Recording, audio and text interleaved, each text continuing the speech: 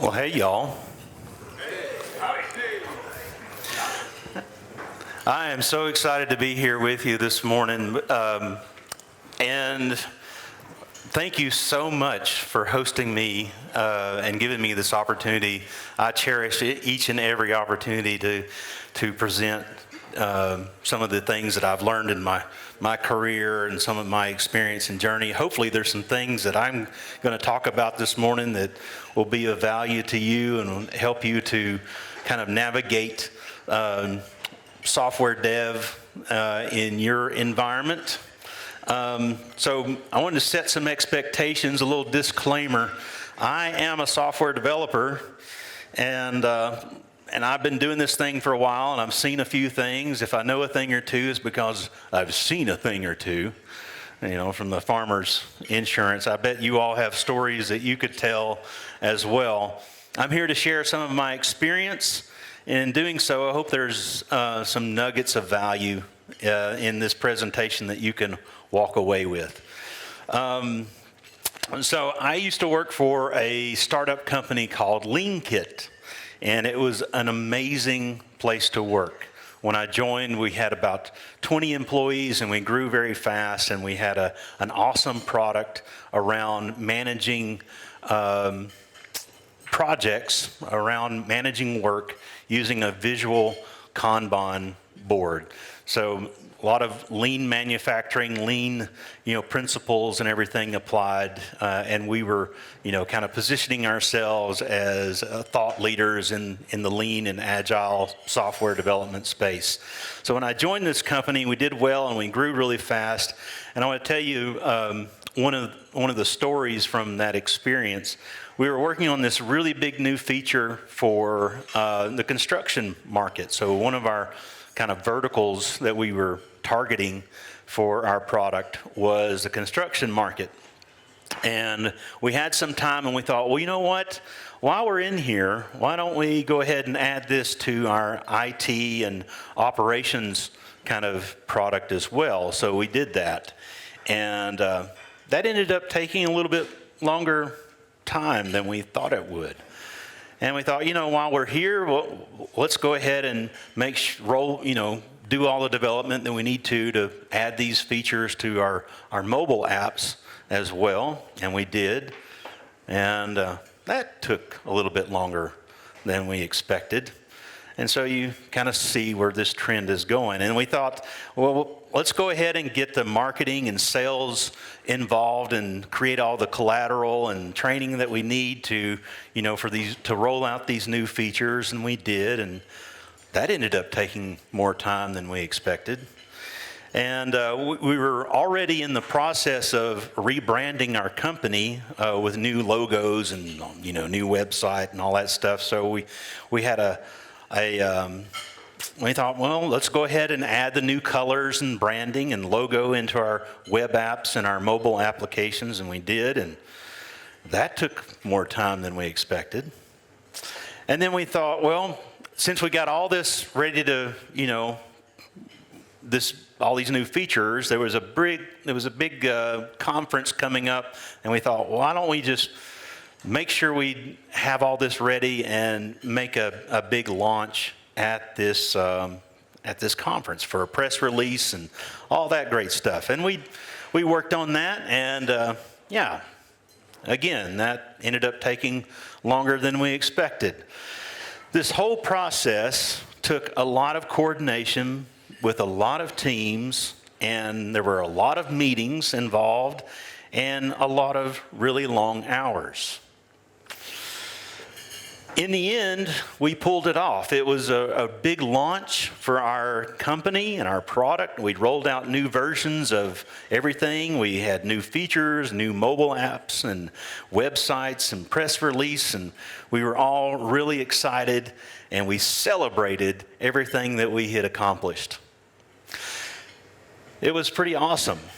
But after the party was over and we came to our senses, we took a step back and realized, let's never do that again. That was terrible.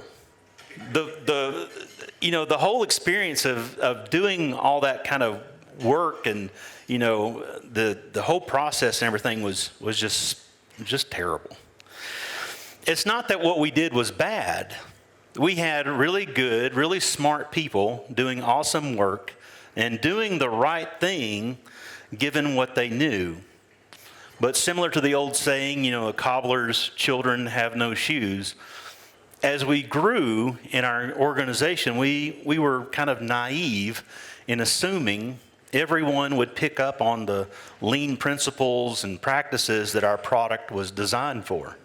And we kind of realized that we weren't practicing what we were preaching. We had made a lot of classic mistakes in how we were building our product and our services and features at that point. What I've found and believe to be true is that people really do want to do their best work. People don't want to fail. People want an environment where they can thrive. And see if any of these things resonate with you. I want to be proud of the work that I do and that my team does, that my organization does. I want to be proud of the quality of work, the technical, you know, I want to be technically challenged and value that what we deliver to our customers makes their lives better. I don't want a lot of these kinds of death marches where we're just working so and thrashing and you know, being really frustrated with the you know, the kind of batch style of work where we're having to meet some kind of incredible deadline. I want to work somewhere that has sane working hours, that respects, you know, the employees to work normal hours. I want an environment where there's lower stress so I can spend more time with my family and people that I love and doing the things that I love to do outside of work. Work shouldn't be, you know, totally consuming everything that I do all the time. And I want to work somewhere that embraces continuous improvement, the freedom to experiment, the freedom and safety to fail and to try new things. And I want a place that promotes professional and personal growth. Edwards Deming, there was a quote that says, most of the time when things go wrong, it's not the individuals that are at fault. It's usually the system in which these people are placed that allows or even encourages wrong behavior. I've been in software development for a long time, and I've been in what we refer to in our industry as agile or lean software development now for more than 10 years. And if you've been involved in any of those things, you've probably seen a diagram or something that shows there's these pillars of lean where there's a continuous improvement and a respect for people is like the foundation for lean principles. But I've come to the conclusion that respect really is the more fundamental principle, that it's the foundation for anything and everything beyond that. Respect requires a company to empower their teams to work at a sustainable pace, an environment where its employees can thrive. It kind of demands that we listen and have empathy and have mutual respect. And these things bring people together to fight for each other's success. It seeks to promote a healthy work environment, well-being and commitment, and to reduce friction and wasteful activities. It's because we respect one another that we want to pursue things like continuous improvement and making our process better, and reducing friction and making our workflow better, because we want to make the lives of our employees and our developers better. So we discovered that we needed to fix our system at LeanKit to practice what we preach and about lean and agile methodologies. We needed something that was easy to communicate, that was easy to understand, and it was easy to remember. So I want to share with you something that we came up with that has, all the kind of principles of lean and agile in a packaged way that might be beneficial to you. What we called this was FSGD, which stands for frequent, small, good, and decoupled, which we affectionately pronounced fizz good. Fizz good became our thinking tool for how we managed our work, how we made decisions in every team across the company, whether it's development, operations, marketing, sales, accounting, senior management, across the board. So I want to start breaking down what we mean by fizz good. We'll start with frequent. Frequent is the opposite of things like annually or quarterly or sporadic. And frequency is not just about speed, it's also about consistency and predictability. When you don't release frequently, it makes customers upset or frustrated. And speaking of customers, a customer could be any person in your value stream. It's not just the person who is, or the group of people who are buying your product or at the end of your value delivery, but it's anyone throughout your entire system. You probably have many customers, quote, along the way who deserve your respect. Your first customer is probably your own team. You don't want to do anything that harms or frustrates or creates friction on your own team, right? And then there may be other teams in your organization who are affected by your decisions and by the things that you do, the things that you create. Maybe there's someone on this other team that you would rather not upset because they're kind of grumpy and intimidating. And then, there may be other downstream customers in your organization who are affected by your decisions. And they could be, operations or support or even marketing or sales, customer success, any of those kinds of things. So releasing frequently allows us to do a lot of things. One is to get, feedback more often so that we know are we building the right thing or not? Are we making improvements to our product in the right direction? To get that feedback earlier than later, helps us to make sure we're not going down the wrong path for very long. That feedback helps us to manage the priority of our work. Something that we were doing, for several weeks or months, we may realize that based on feedback, hey, we need to shift gears.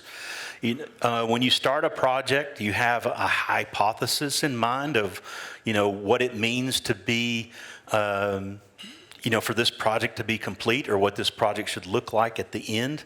But delivering more frequently, you may realize some way, partway through your original scope, that you're kind of done. You've delivered sufficient enough value to your customer that you can move on and focus on other things that may now be of higher priority. Something always comes up, right, that you weren't planning on before, and by releasing frequently and predictably, you can more easily shift gears. That's why, agile is called more agile, because you can move around and go different directions if you need to. Releasing frequently also creates this awesome byproduct of trust. It gives your customers confidence, that essentially training them to expect that new and better things are coming all the time. And customers can then become very forgiving when things don't work quite right, because they trust that you are going to quickly fix those things and make the product right. They can forgive some of the missing features or annoyances in the product, because they know and trust that you're going to resolve those as soon as possible. A confidence and trust that you will eventually get it right. More companies are releasing more frequently, even, companies like Microsoft. Microsoft used to release a new version about every 3 years, whether they needed to or not. And some of these products are now on a monthly delivery and weekly hotfix, and it kind of amazes me to think about how did a company like Microsoft shift from, year-long cycles to releasing as frequently as they do. How did they turn a ship that big? And it's enabled them to do amazing things like raise our hopes that they will be relevant. So, frequent can't happen without things being small.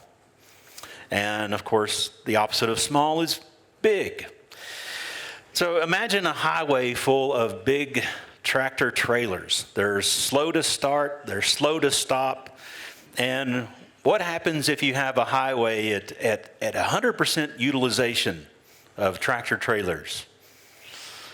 It's a parking lot because, nothing can get done. But you compare that to something like a motorcycle that, a motorcycle can't carry as much, right? But that's kind of the point. It is the epitome of agile. It starts fast, it goes fast, it can stop fast, it can easily dodge obstacles and zip around the big slow-moving behemoths. And this is related to queuing theory. You all remember your queuing theory from college, right? No, it's because math. Things absolutely need to be small and to have slack in your system. It's true for fluid dynamics, it's true for electrical systems, it's true for traffic management, and it's true for any sequential system, including project management, software development. You might be thinking, well, some things just are big, right? They're naturally big. There's things like architecture and design. And I submit to you that there are some things that are notoriously big, but they don't necessarily have to be. There are, other tools. My experience is if we start to peel back the onion, we can find creative ways to break things down into smaller, bite-sized chunks. If you've heard of this method called the 5 whys, it's a technique for exploring a problem until you arrive at the real underlying issue or, the fundamental problem that you may be facing. For example, you may have why is this so big? How can we make this smaller? Because there's a lot of moving parts. Well, why are there so many parts? Because there's a lot of dependencies between these systems. Why can't we break some of these dependencies so that we can, move these things quickly, independently of one another? Well, because deployment is such an expensive thing to do. Well, why is it so expensive? Because we don't have the automation and tests and things that we need to ensure that, we're building and shipping the right thing. Well, why don't we have automations and tests for this? Because we have this terrible system that we've developed over the years that is, maybe you have also experienced some handcrafted, locally sourced operations. But continuing to dig deeper and challenge your assumptions can lead to the discovery of underlying systematic issues that are creating constraints on your work. So what do you do if something turns out to be bigger than you estimated? If breaking it down isn't immediately apparent, put it back on the queue or into your holding area or whatever, and get back to the flow of smaller tasks. And similar to sleeping on it, let the problem simmer for a while. A creative solution might just come to you later on. The idea is to keep moving forward and keep things small and so that you can be more frequent. Now let's talk about good. Well, obviously the opposite of good is garbage. We don't want to get bogged down. We don't want to be building things that are terrible quality and terrible, in our delivery. But we also don't want to get bogged down in trying to over-engineer, the things that we're building. Perfection is the enemy of progress, right? I don't know if you have the same kind of term in your community, but like gold plating, like engineers spending way too much time trying to come up with the perfect solution that is, kind of wasteful, because there's a simpler way to just get the job done. Reid Hoffman, who is one of the founders of LinkedIn, has this great quote. So, if you're not embarrassed by the first version of your product, you've launched too late. So there's a definition of what is good enough. What is something that solves a problem that we can get out the door more quickly, so that we can get that feedback sooner than later and make improvements. To give you an example, anyone here have the very first iPhone? A couple of you? I think I didn't. My first iPhone was like the 3G phone, I think. But I think this is really interesting. What we consider today to be like table stakes for a modern smart device, smartphone, like the features we expect a smartphone to have, right? But the very first iPhone, and this was, game-changing for the industry, it did not have things like a keyboard and stylus, which, at that time was revolutionary because everybody was using Blackberries or Trios or something like that. But it also did not have messaging or multimedia messaging. It did not have GPS, so you couldn't figure out where you were going or anything like that. It did not have 3G, so it was really slow. There was no SDK for the first iPhone, which meant the only apps that you had were the ones that came on the phone. There was no app store. There was no way to create new apps or to get new apps on the phone. There was not even things like cut, copy, and paste. Man, that seems like in today's terms, that seems like a pretty useless device, right? But they launched knowing that some of these things weren't ideal, that they had plans for these things, but they launched so that they could take advantage of the market and get the feedback, and the rest is history. So finding the balance between what's good enough and that gold plating, every team has to kind of come up with their own definition of what it means to be good or good enough. At my organization, we came up with in product development, our own acronym to help our software teams define what is good enough. We repurposed TLDR, which on the internet, you may know, means too long didn't read, which, pretty appropriate for people who don't have a lot of attention span. But for us, TLDR stands for tested, logged, documented, and reviewed. So tested means that every feature has sane tests, good enough tests that describe the behavior, and every bug fix includes tests that guard against regression of that bug.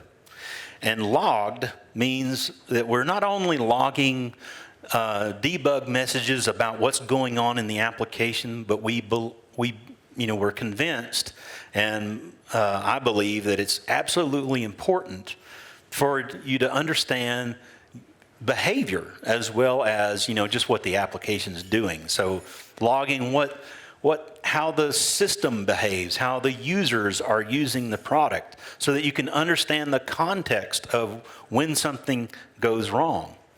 We've had in the software development industry kind of like this standard for what does it mean to how do we measure success in the software that we create, and it's usually been like how we deliver new features and new software. But I submit to you that it's not just the delivery of software. It's critically important that we measure the usage of that software to know what features are being used and when and how often they're being used and common usage patterns.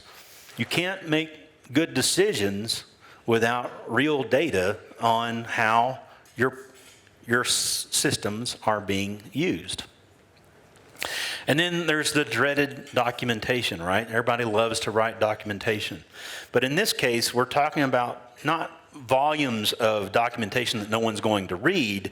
We're talking about practical documentation, like a wiki or a README on how to build and test the product, how to set it up, how to, what are some configuration options and examples. If you have an API, what are the usage examples of that? So this is going to help your team and even your future self. I don't know about you, but I clear the screen every night. So something I created today, if I have to re-encounter it 6 weeks or 6 months from now, it's like, who wrote this crap? Oh, that was me. So, practical documentation on how to configure and how to set it up is going to be, good for you and everyone. And then last, review.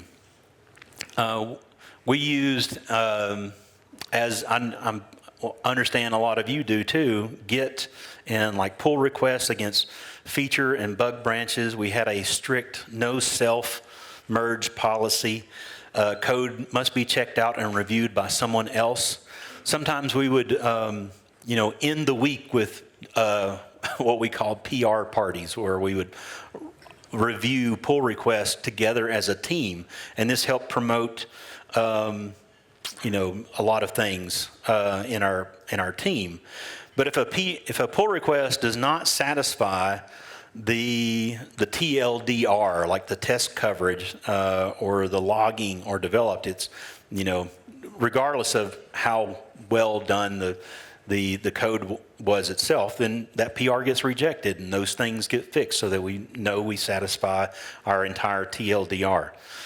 So why did we do things like review our code? It helped with mentoring, it helped with cross-training, helped with team building, and sometimes it actually helped us to find bugs before they got any further along in the process. And this is, an opportunity for, some of your teammates to heckle others, like, what did you do that for,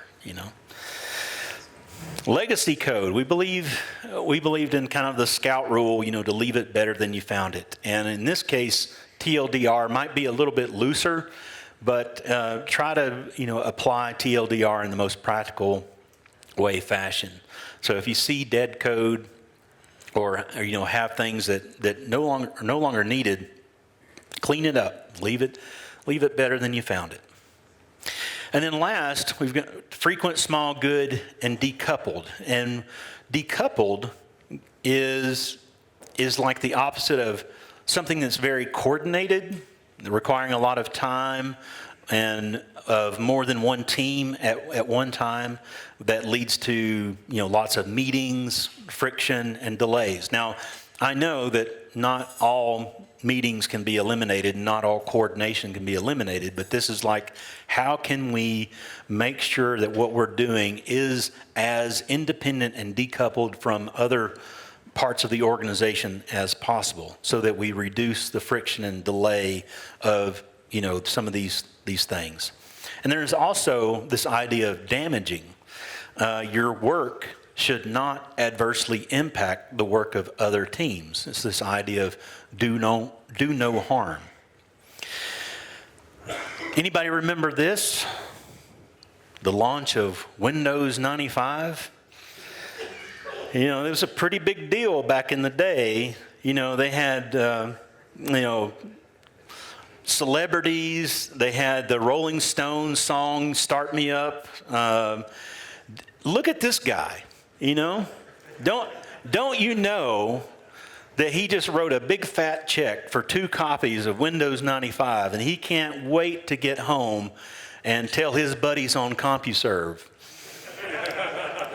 So this old Microsoft model of delivering software is the epitome of highly coordinated, highly coupled work. So how long did it take from the last line of code that was written until the launch of Windows 95? And this guy is holding a box of Windows 95 in his hands. It's kind of astounding. I think I did figure this up one time. I think it was maybe 8 months between the last line of code written for Windows 95 and when it was in the stores. So in our software systems, we tend to focus on the individuals who are doing the work. But in a relay race, you can have the absolute fastest runners.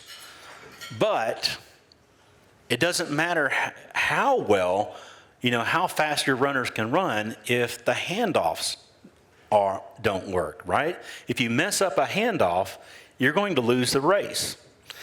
So our problems and delays in delivering software are usually in the handoffs. Our goal should be to focus on the baton and not the runners. How can we reduce the friction of handoffs or eliminate as many handoffs as possible?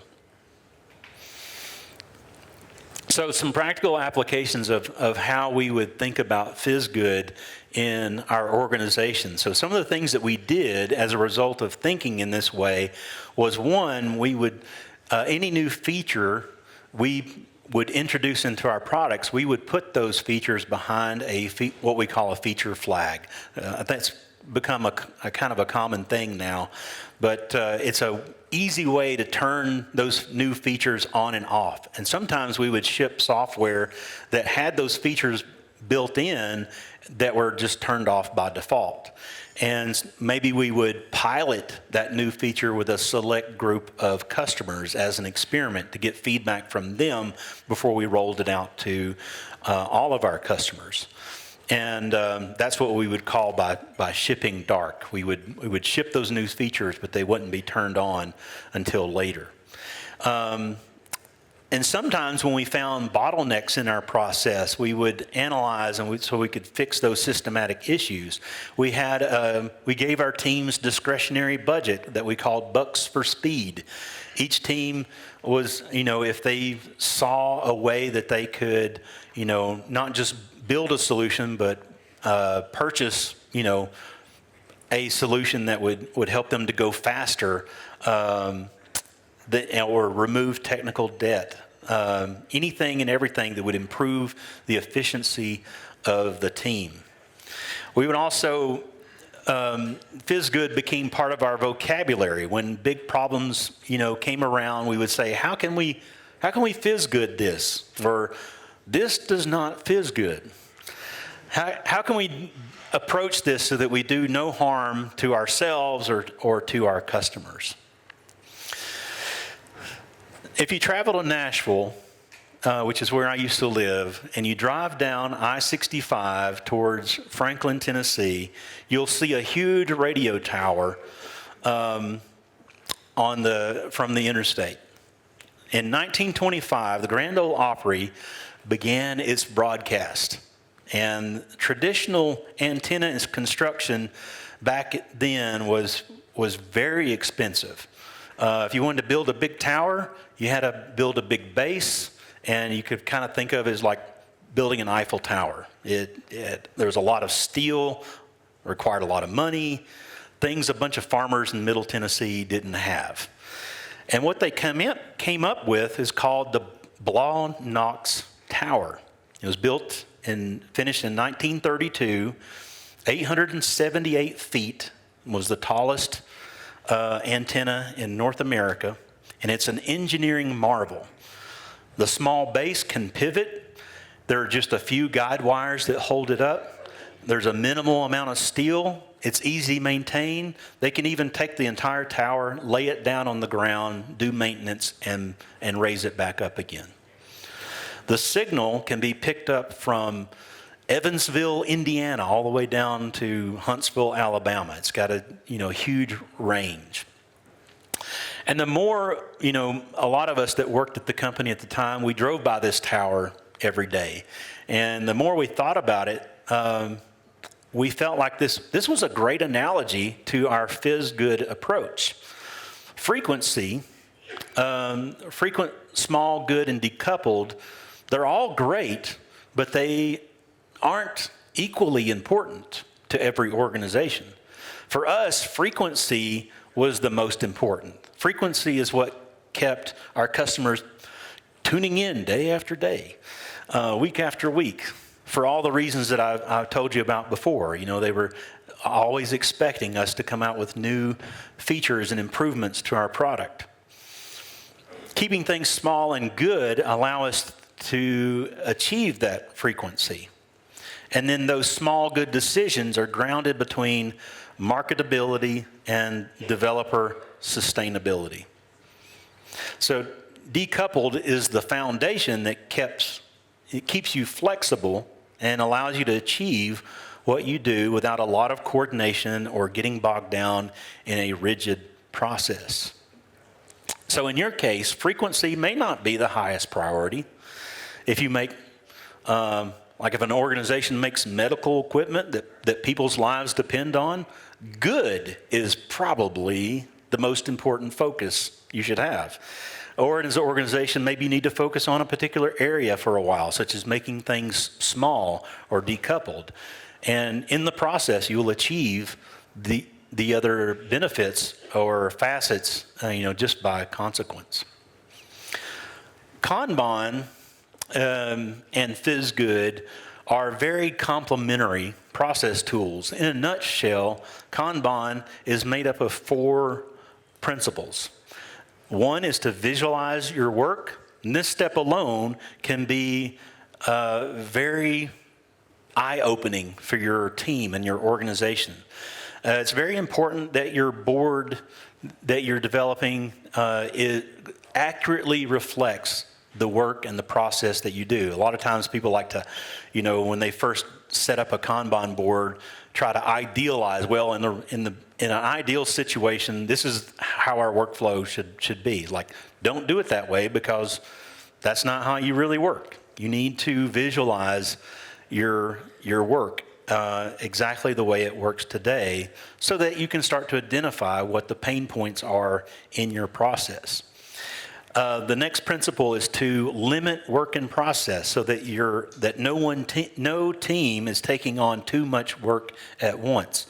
And it's kind of counterintuitive, but by limiting the focus of the work that you have that's going on at any given time, it helps to improve your efficiency and help you to deliver more frequently and with higher quality overall.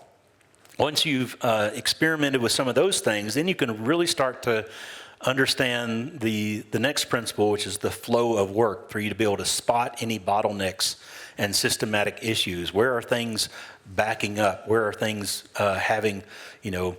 taking longer to move from one step to the next? And what are the issues that are causing that friction? And then you can start running incremental changes and experiments and measuring those to make to see if they are making a positive impact on your workflow or not. And by using all that information, you can, over time, you start to pursue continuous improvements to your process. Okay, so what is the most important question that, your boss comes to you and asks you, fill in the blank. When's it going to be done? Right? So you go back to your desk and you bring out your trusted tool for managing your expectations, like Magic 8 Ball, when are we going to get this project done?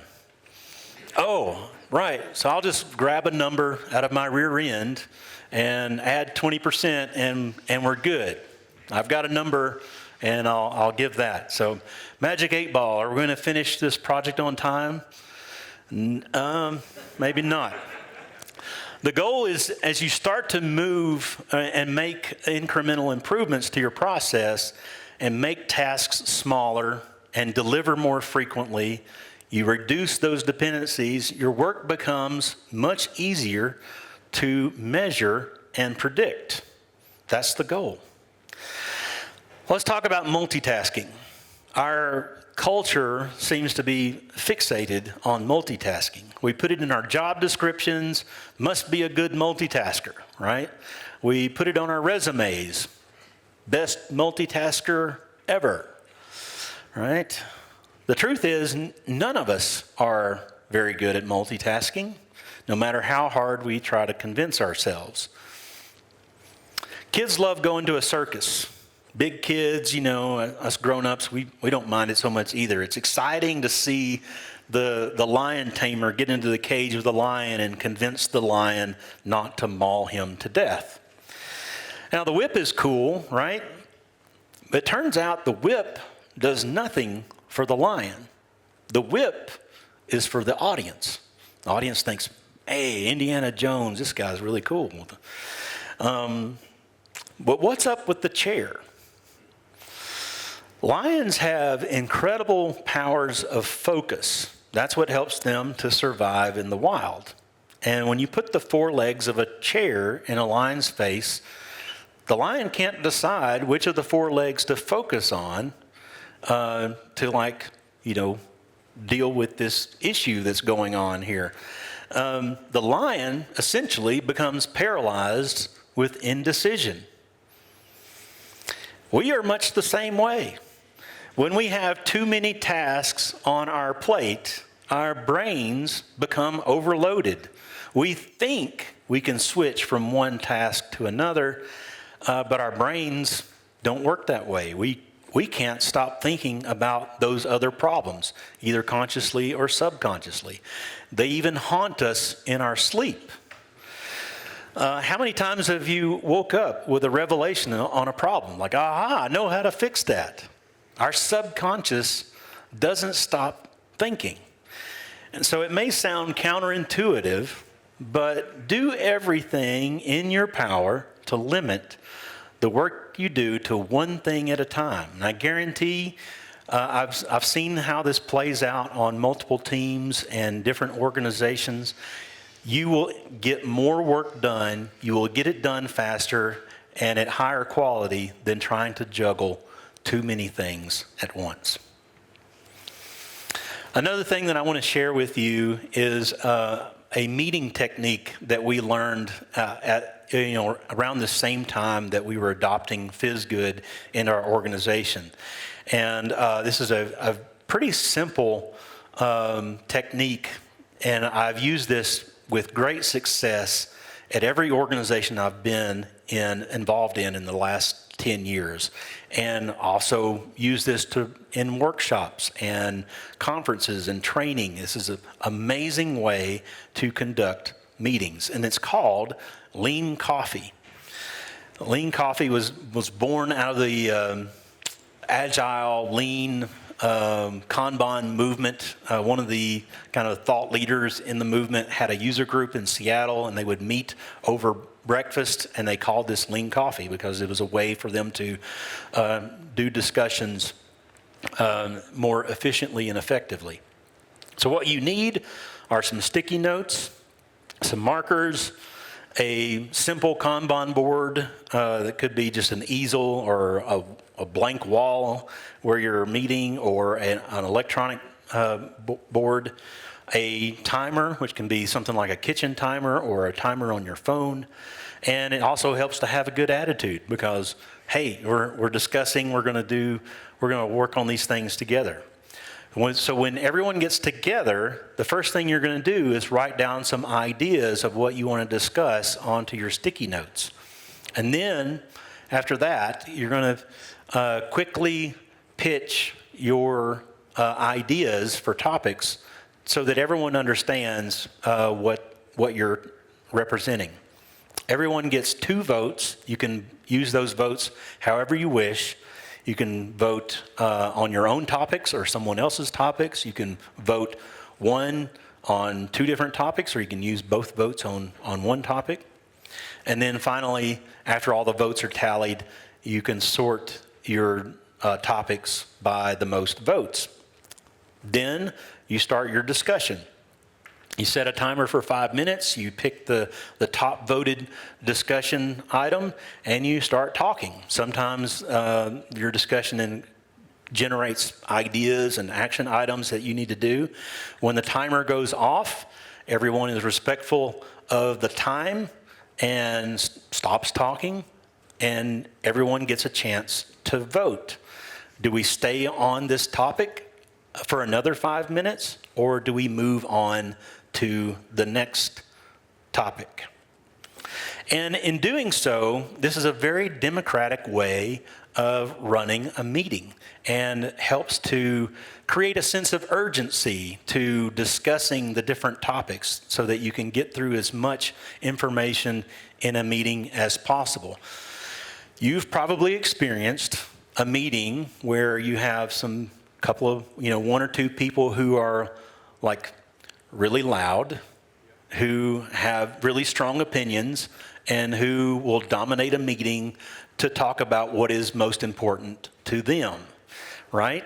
So this is a way to prevent that kind of friction and frustration in the meetings.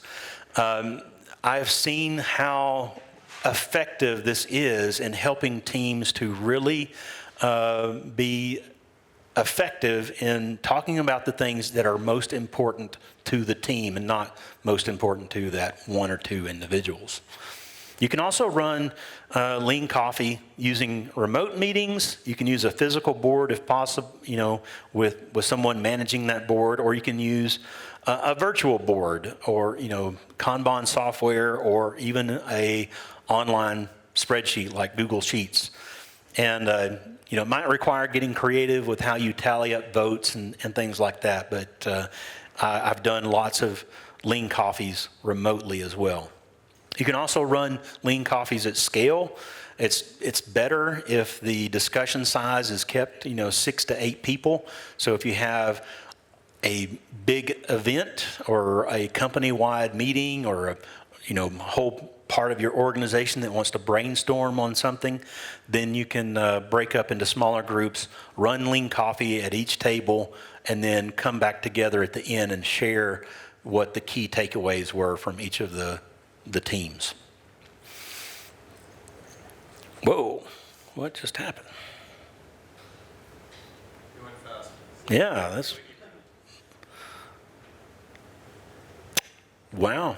I guess I'm not talking about that part of my presentation. Sorry about that. I want to come back to this fundamental principle of respect. I believe that that is the key ingredient to any significant change, process improvement, or success for your team and organization. If you have respect at the foundation of your team and your organization, the core of what you're doing, then your team, your organization is going to be motivated to make decisions to improve your process. The other part that I was going to tell you about is I've made a lot of mistakes in my career as a software developer. And I'm happy to, I'm happy to share with you some of those mistakes right now. There were times in my career where I didn't ask for help. There were times in my career when I didn't follow through on a promise that I had made. I'm developing software, and I avoided conflict with my teammates, or I failed to take responsibility for something that either I did wrong or I saw that was broken in our system or our process. And there were also times when I saw achievements by other individuals in my team or organization, and I didn't let them know. I didn't celebrate those achievements. So looking back over my career, the biggest mistakes I made had nothing to do with software development. It was how I viewed myself, how I viewed other people, and how I responded or treated them. And that's why I say that respect is kind of a fundamental thing that we need to have in our organizations and try to promote on our teams, is so that we can avoid some of those kinds of pain points and friction. The truth is, every one of us wants to know that the things we do matter, that our work has value and significance, that we have value. How can you show someone that you work with how much you value them and their work? So all the things that we've talked about, you may be thinking in your head like, wow, I wish we could make some of those kinds of improvements at our workplace. That won't be easy, or like that seems like impossible for us to change things that we do. Some things are hard, and you wish you could just jump into a time machine and avoid some of the hard work that you have to do. You just want to fast forward until that ideal place where everything's better. But there's no shortcut to success. There's no single cure. Improving and transforming your process takes time and hard work. It takes people who will champion and not give up, because things will be difficult. At the end of the day, what's most important is we get, our work across the finish line, and to make sure that we're getting the right things across the finish line. It doesn't matter how fast you ship the wrong things, right? So we want to release frequently. We want to do all the things that are good in our organization, but we want to make sure that we're doing the right work. So my hope is that in talking about frequent, small, good, and decoupled, and fizz good, that it's got you thinking about ways that you can improve your process, maybe some steps that you could take, in the near future, or things that you can talk about with your team or your leadership. I want your work to fizz good too. Last but not least, regardless of the work that you do, I believe that you have an incredible opportunity to impact people's lives through the power of technology. To 99% of the world, the things that we do as software developers and working with tech and computers is like magic, right? I hope you take the talents that you have, the things that you're doing, and the things that you're learning, and you get out there and you make a positive impact on your workplace, your community, and the world. Get out there and be awesome. Thank you.